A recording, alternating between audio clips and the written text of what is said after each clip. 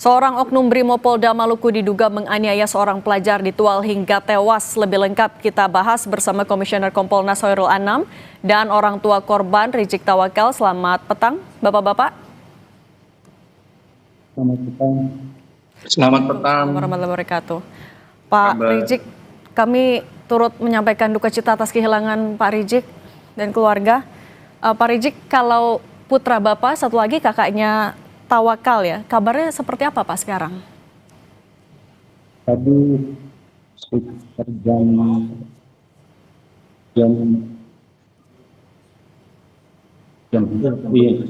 12 ada tanda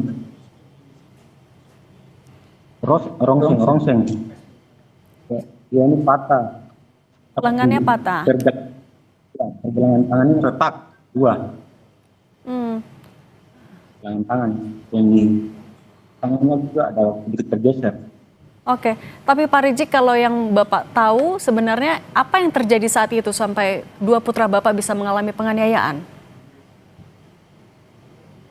Jadi yang saya tanya pada haknya yang selamat ini, bahwa mereka itu dari arah rumah sakit Mereng menuju ke Tual, itu sampai di TKP itu ada seorang brimob, ada beberapa brimob itu ada patroli. Nah, mereka semua turun. Mungkin ada satu orang oknum itu turun dari menyeberang jalan. Ini semua turun dari mobil, tapi yang satu menyeberang jalan di sebelah, langsung dia menunggu nih anak saya yang dua.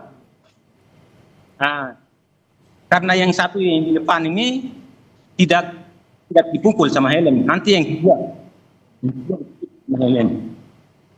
Nah, yang kedua dipukul kena helm, mungkin jalan sedikit jauh berjatuh karena ada berteman dengan kakaknya, langsung motornya lari tabrak kakaknya ya, di depan. Kakaknya juga jatuh, truk motornya jatuh juga, gitu. Pelaku tapi satu orang ya Pak? Itu satu orang aja yang menyeberang jalan. Oke, kalau gitu saya ke Mas Anam. Mas Anam, anak di bawah umur menjadi korban hanya karena diduga ya ikut aksi yang tidak terbukti sebenarnya. Proses pertanggungjawabannya sudah sampai mana? Iya, yang pertama-tama kami mengucapkan bela sungkawa yang mendalam kepada Bapak dan keluarga korban yang lain. Yang kedua, kami menyesalkan tindakan kekerasan oleh anggota kepolisian Brimob dalam konteks ini. Nah, yang berikutnya bagaimana pertanggungjawaban? Saya kira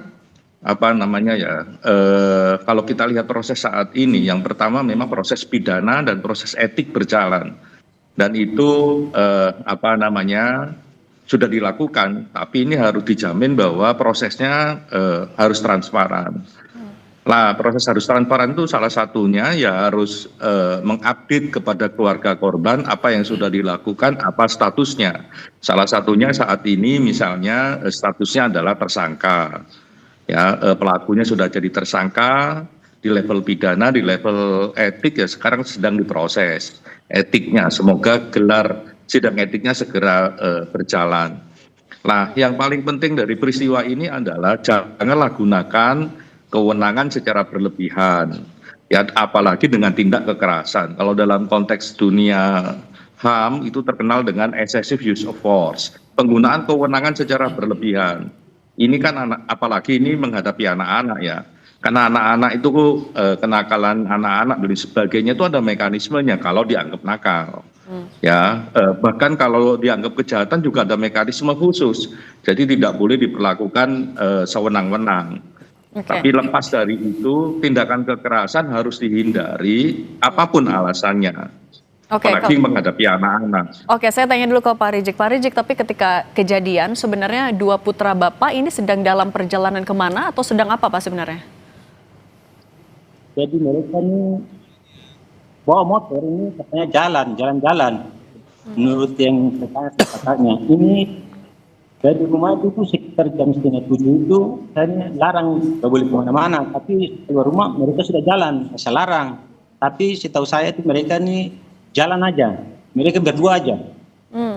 Oke. Jalan ke rumah keren langsung balik. Oke, artinya dugaan balap liar menjadi alasan terduga pelaku ini melakukan penganiayaan itu tidak benar? Oh itu tidak benar, tidak benar, tidak benar, tidak benar. Oke, tapi Pak Rijik kalau misalnya tadi kunci indikator dari transparansi adalah update yang terus dilakukan kepada keluarga, Anda mendapatkan itu secara reguler? Iya. Oke. Dari Polres. Oke, Pak Anam, tapi juga Anda melihatnya sebenarnya sampai ada kekerasan berlebihan yang dilakukan oleh anggota Brimob Polda ini. Sebenarnya celahnya itu karena apa? Karena ada pengawasan yang lengah atau ada SOP yang diabaikan atau seperti apa? Kami lagi telusurin ya, tapi kalau lihat sekilas memang ada SOP yang dilanggar. Ada SOP yang dilanggar, satu itu, yang kedua memang ada satu kebudayaan ya yang memang menjadi ancaman masih menjadi tradisi di kita bahwa pendekatan itu selalu dengan kekerasan. Nah ini nggak bisa kayak begitu. Oleh karenanya kita mengingatkan dan selalu mengingatkan anggota kepolisian untuk tidak menggunakan kekerasan. Polisi itu sudah berbenah banyak. Ya, mungkin ada satu dua yang masih gampang emosi, terus kekerasan dan sebagainya. Fungsi dialog, fungsi pembinaan dan sebagainya kepada masyarakat harus dikedepankan. Karena transformasi kebudayaan jadi penting. Sekali lagi, jangan gampang menggunakan kekerasan. Oke, kalau gitu saya juga mau tanya ke Pak Rijik. Pak Rijik, kalau dari pemantauan Anda, sebenarnya penanganan dari polisi menurut Anda sudah sesuai ekspektasi belum?